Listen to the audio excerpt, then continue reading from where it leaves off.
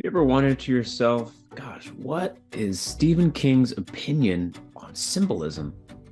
Well, today we're going to be talking about it. We go over a lot of symbolism in this channel. We have a lot of discussions with key symbolic thinkers like the brothers Peugeot, Alistair Roberts, Neil deGrasse. Maybe a lot of you are wondering, it's like, what about like the mainstream authors like Stephen King? Well, do they have an opinion on symbolism? Are they conscious of using it? Well, fortunately, Stephen King addresses that himself in his own writing in his book on writing, which is a memoir of the craft. It's a cool combination of stories from his life that really formed and shaped how he was as a writer. But then it also talks about his craft of writing and gets a little bit more into the process and his advice for up and coming writers or people that just want to get better at writing. But in it, all the way on page 233, if you have this copy, he's talked about his process for first versions, and now he's getting into the revisions or the second draft. And he says, I'm able to kick back, read over what I've written, and look for underlying patterns. If I see some, and I almost always do, I can work at bringing them out in a second, more fully realized draft of the story. Two examples of the sort of work second drafts were made for are symbolism and theme. Symbolism doesn't have to be difficult and relentlessly brainy, nor does it have to be consciously crafted as a kind of ornamental Turkish rug upon which the furniture of the story stands. If you can go along with the concept of the story as a pre-existing thing, a fossil in the ground, then symbolism must also be pre-existing, right? Just another bone or set of them in your new discovery.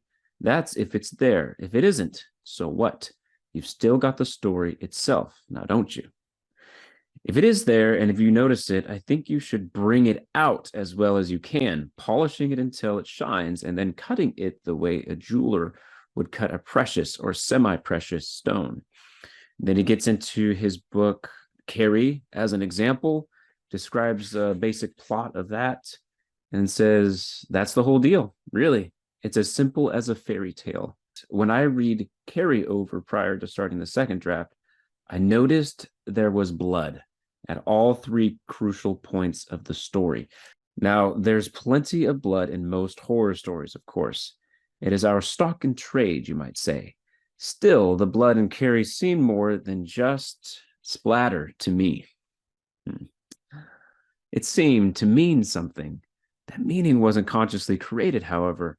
While writing Carrie, I never once stopped to think, all this blood symbolism will win the brownie points with the critics. The significance of all that blood was hard to miss once I started reading over my beer and tea splattered first draft manuscript. So I started to play with the idea, the image and emotional connotations of blood, trying to think of as many associations as I could. Now, for him, it's very distinct between the creator or the writer and the editor, right? The person that's generating and the person that is shaping. So symbolism is something that he is definitely encouraging people to not even consider until your second draft when you have like that editor's mind.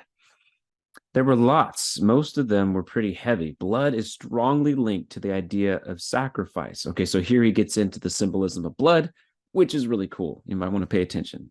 Blood is strongly linked to the idea of sacrifice. For young women, it's associated with reaching physical maturity and the ability to bear children. In the Christian religion, plenty of others as well, it's symbolic of both sin and salvation. Finally, it is associated with the handing down of family traits and talents. We are said to look like this or behave like that because it's in our blood. We know this isn't very scientific, that those things were really in our genes and DNA patterns, but we use the one to summarize the other. Okay, there's a lot more we could say about blood symbolism, but I think he's he's in the ballpark right here.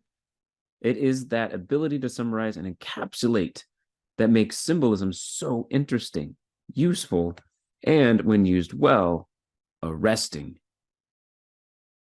You could argue that it's really just another kind of figurative language.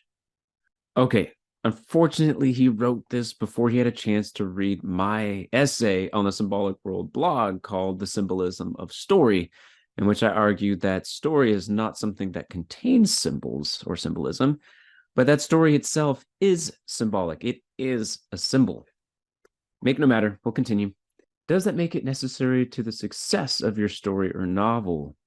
And what he's saying here is that he doesn't want people to get carried away with it, that there is a sort of dance, there is an art to this craft of knowing when to have a symbolic lens and be able to pull out and have the symbols play with each other, especially in the later stages of, editor's mode. But then there's also a time for knowing when to back off entirely. And it's like, if it's not there, it's just not there. And here he says, symbolism exists to adorn and enrich, not to create a sense of artificial profundity. Yeah, don't try to impress people. He's saying stick with the story. None of the bells and whistles are about story, all right? Only story is about story.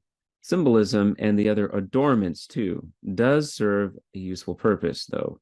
It's more than just chrome on the grill. It can serve as a focusing device for both you and your reader, helping to create a more unified and pleasing work.